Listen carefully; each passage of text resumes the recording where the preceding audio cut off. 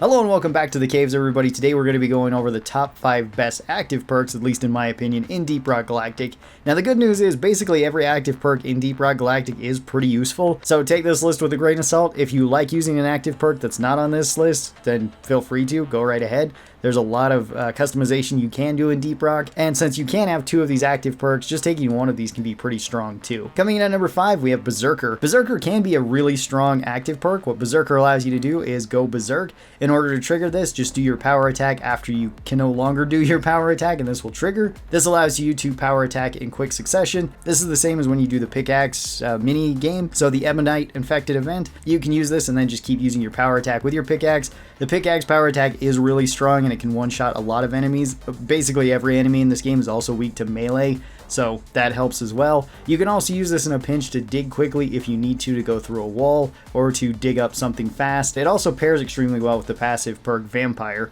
That way every time you power attack something and kill it, then you can get Vampire stacks back, so you can just keep healing yourself, at least if you're killing larger bugs. I find that this one works best on Scout and on Driller. It can work pretty well in the other classes though too.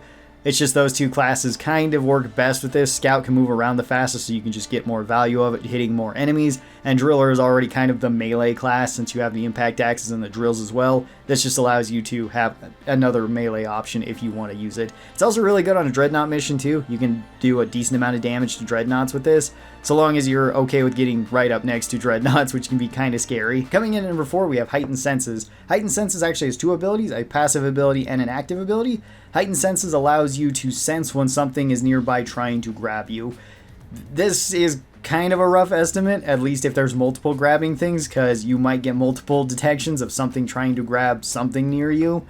And this does give you a heads up as to if there is grabbing enemies nearby, although sometimes it can be a little bit finicky because sometimes you can get this through walls. At least I have been able to with like sand sharks. The active part of this perk though allows you to break free of those grabs twice per game. This does have a short cooldown in between how often you can activate it, and when you do activate it, it will just outright kill the enemy with the exception of Nemesis. That can be super useful. This one I find the most useful on Scout, generally because as Scout you're going the furthest ahead of everybody and you're usually alone in doing this, so getting grabbed by a cave leech can be pretty bad. This will allow you to get a few free saves from this. It's very useful in solo as well, since Bosco's not always the most reliable when it comes to things grabbing you for you to break free. Coming in at number 3, we have Field Medic. Now Field Medic is only a strong perk in multiplayer. In solo it is basically useless because you can't res anybody. So this one, just like Heightened Senses, has a active part of it and a passive part of it. The passive part is that you can just res teammates faster than you otherwise would,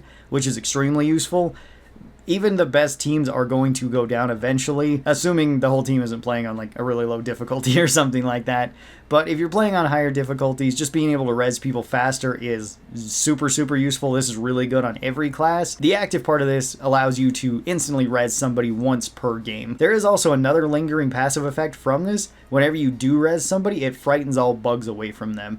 This can be pretty useful because it gets you and the person that you res a bit of breathing room. Generally, you want to try to save the instant res ability for this, just so that you can use this in very tense situations. When the whole team has gone down and you're the only one left standing, this way you can run over to somebody and res them instantly. Then you at least have 2 people back up in the fight. That is really useful, and that's where I would recommend that you keep this, not just use it immediately whenever you see somebody down. I see this with a lot of new players when I play with them. They just immediately use Field Medic to res the first person that goes down, and it's usually not necessary. You don't really need to use the active perk unless bugs are really right on top of you, or you're the last one standing, or it can also be really good in combination with Iron Will, where you can use this to quickly res somebody, run to somebody else and res them before you go down, or before you can go and get a resupply or something like that. It can be really useful in those situations, but a lot of the time you want to try to save this as long as you possibly can. This one is really good on every class too, at least if you're playing in multiplayer, because in solo you can't res Bosco and you can't res Steve, sadly. I wish that was added to the game, but it's not in the game right now. Coming in at number 2, we have a very simple active perk. This is Dash. Dash just lets you run fast for a few seconds, and that's it. It has an extremely short cooldown of only about 25 seconds, so you can use this very often. And just the amount of mobility the dash gives you is super useful for basically every class. Even on Scout, this is really strong. I would say Scout it's the least strong on, but that's just me personally. I know a ton of people that really like running dash on Scout. And to use this one, you just have to hit whatever your run button is twice, then you'll activate this and you'll take off running. This does kind of overwrite slows, sort of. It doesn't necessarily get rid of the slow that's on you, so if you get hit by a slasher and then you use dash to get away, the slow will still be in effect, but the speed boost will take over it in terms of priority. And then at the end of the speed boost, if there's still any slowdown left, then you'll still be slowed down. This can be really useful for if something like a slasher hits you and slows you down. That way you can at least sprint away from them, and usually you're back up to normal movement speed once you get away. It's also extremely useful for like goo bombers, and even for just smaller areas like the fungus bog where there's goo all over the place. This will allow you to get out of those bad situations and run away. It's also really strong on classes that just don't have tons of mobility, which is basically everybody besides Scout. Scout has a ton of mobility. It's still really good on Scout, but this is extremely strong on Gunner because Gunner doesn't move very quick at all. Being able to dash away from something is very useful. Driller has some mobility, but there's still plenty of times where you'd want to dash away from crowds. Same thing goes with Inji. This can also be used in a couple other ways too, because you can use this whenever you would like. So if you're falling off of something, you can actually use dash to get further in one direction. That can actually be pretty useful if you need to grab a ledge, or you need to get to a zip line, or you need to maybe not fall as far as you otherwise would. You can use it there. You can also use it before you take off running and trying to jump across a very long ravine, or just trying to get up to a higher location. And then coming into my number one spot for active perks, we have Iron Will. I bet nobody is surprised by this. Iron Will is just such a game changer of a perk. It is a super useful perk. It doesn't actually have any sort of passive. It is strictly an active perk. And once you use it, then you can essentially just res yourself off the ground. You can do this once per match, although this does reset every time that you go down a stage in a deep dive. So you can use Iron Will up to 3 times throughout a deep dive if you need to. This is pretty strong in solo, but it's extremely strong in multiplayer where you don't usually have reses like this. Once everybody is down, you can see a counter going on Iron Will as well. If you see this counter, then nobody has activated their Iron Will. If you still have Iron Will and the counter was up there and then it's gone, that means somebody has activated their Iron Will on the team. So once you do activate Iron Will, you get to remain standing for the next 12 seconds. That is guaranteed. You cannot take damage while you're in Iron Will state, as well as once you res yourself from the Iron Will state, you reload all of your weapons that you have, you move a little bit faster, you hit a little bit harder, and you're more resistant to slowdowns during the effect of Iron Will. This can be really strong, but at the end of these 12 seconds, you will go down after Iron Will.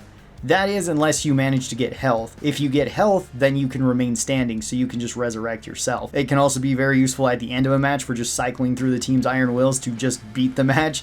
That is actually a pretty strong strategy, especially once you're playing on like Hoxxes V or you're playing on modded difficulties.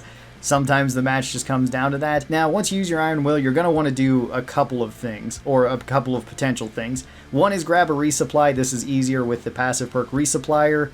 This will just make it so you can res yourself faster, which is really, really good. And you're less likely to get yoinked from getting a resupply, either by a stingtail or grabbed or whatever it might be. You could also potentially go for red sugar. That is a good option if you know that you're near red sugar or you're near a resupply. If you have the perk vampire, which pairs extremely well with Iron Will, then you can kill any sort of bug nearby and get your health back. This is extremely strong if you're running cryo driller, because you just spray a decent amount of ice near all the enemies near you. Just use your drills and kill them all. That'll get you a lot of health back from this. Preferably, you could do multiple of these. Preferably, you could res yourself, kill something with a power attack so that you get vampire, res a teammate, and then start running towards a resupply or running towards the rest of the team.